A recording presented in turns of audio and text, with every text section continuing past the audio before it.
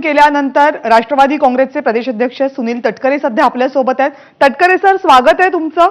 निवडणूक आयोगापाठोपाठ विधानसभा अध्यक्षांनी दिलेल्या निकालानंतर तुमच्या पक्षासाठी आनंदाची बाब, दिलाशाचा दिवस? नाही, आमच्यासाठी आनंदाचा निश्चितपणे तो दिवस आहेच।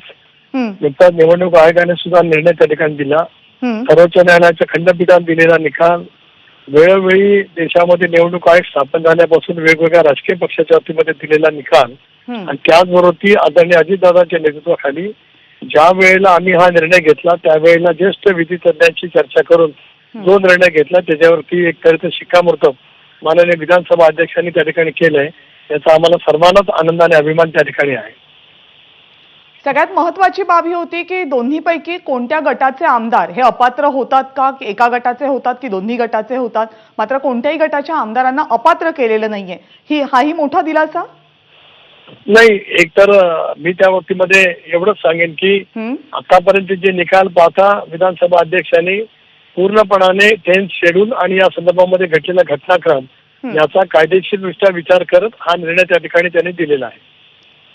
विरोधकांकडून विशेषतः तुमच्या या अगोदरच्या सहकारी आणि तुमच्या नेत्या सुप्रियाताईंनी जी प्रतिक्रिया दिली त्यानुसार हा निकाल कॉपी पेस्ट आहे आणि या अगोदर शिवसेनेच्या बाबतीत जो निकाल दिला गेला तसाच अध्यक्षांनी निकाल दिलेला आहे आणि पूर्णपणे घटनेची पायमल्ली असल्याची प्रतिक्रिया दिली आहे।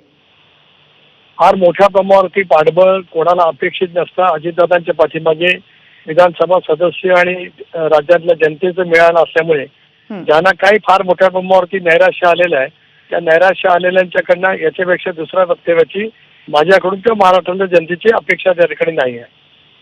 आणि राष्ट्रवादी काँग्रेस शरदचंद्र पवार गटाचे जे नेते या निकालाचं वाचन ऐकत होते त्यांच्या मते अनेक बाबी या निकालातल्या अशा आहेत की ज्या न पटणाऱ्यात, विशेषतः 30 जूनची तारीख, ज्या तारखेला 2 अध्यक्ष आहेत असा वाद निर्माण झाला, त्याच्या अगदी 2 दिवस अगोदरपर्यंत शरद पवार हेच पक्षाचे अध्यक्ष होते आणि नंतर मात्र हा वाद निर्माण झाला, त्यावर त्यांनी बोट ठेवलेलं आहे। एक असं आहे की ते बोट ठेवत असताना पक्षामध्ये ही प्रक्रिया दीर्घकाळ होती। विधानसभा अध्यक्षांच्या पुढे ज्या वेळेला माझी उलट तपासणी झाली त्यावेळेला मी या बाबी स्पष्टपणे नमूद केला। तसं पाहिलं तर 2014 मध्ये सुद्धा भारतीय जनता पक्षाला आम्ही बाहेरून पाठिंबा दिला। 16-17 मध्ये सुद्धा भारतीय जनता पक्षाच्या सरकारमध्ये होण्याचा निर्णय पक्षाने घेतलेला होता, पण दुर्दैवाने ज्यांच्या सोबत जायचं होतो त्यांच्याकडून काही प्रश्न उपस्थित झाल्यामुळे आम्ही त्या ठिकाणी जाऊ शकलो नाही।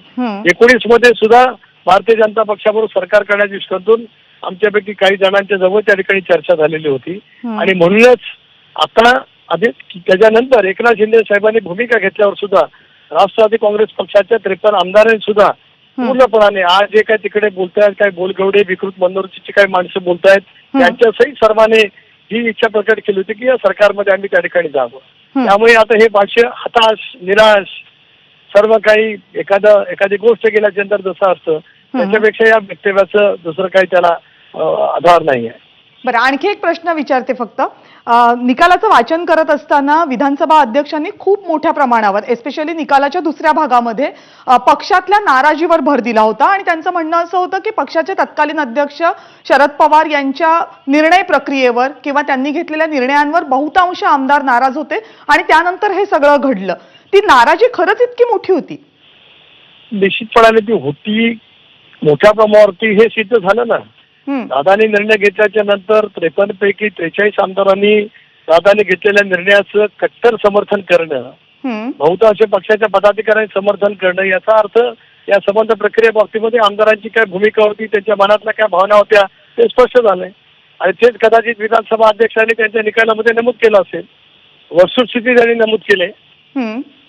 म्हणजे याचा अर्थ जेव्हा याचिकेवर सुनावणी सुरू होती त्यावेळेस हेच मुद्दे प्रामुख्याने चर्चेत होते, कारण तुम्ही उल्लेख केला होता तुम्हालाही जवळपास 100च्या वर प्रश्न विचारण्यात आले होते। हो ना, मी सांगितलं ना, माझ्या जवळपास 120 प्रश्न विचारण्यात आले, त्या सगळ्या प्रश्नाची कायदेशीर समर्पक उत्तर मी त्या ठिकाणी दिलेली होती।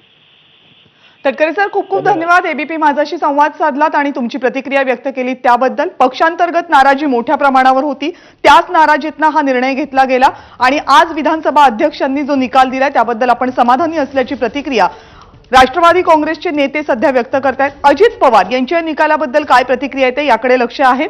पण शरद पवार गटाचे आणि अजित पवार गटाचे असे दोनही गटांचे कोणतेही आमदार आजच्या निकालानंतर अपात्र झालेले नाहीयेत. 5 याचिकांवर सुनावणी सुरू होती. 5ही याचिकांवर निकाल देण्यात आलेला आहे. शरद पवार गटाच्या वतीनं ज्या 3 याचिका विधानसभा अध्यक्षांकडे करण्यात आल्या होत्या त्या 3ही याचिका फेटाळण्यात आल्या आहेत.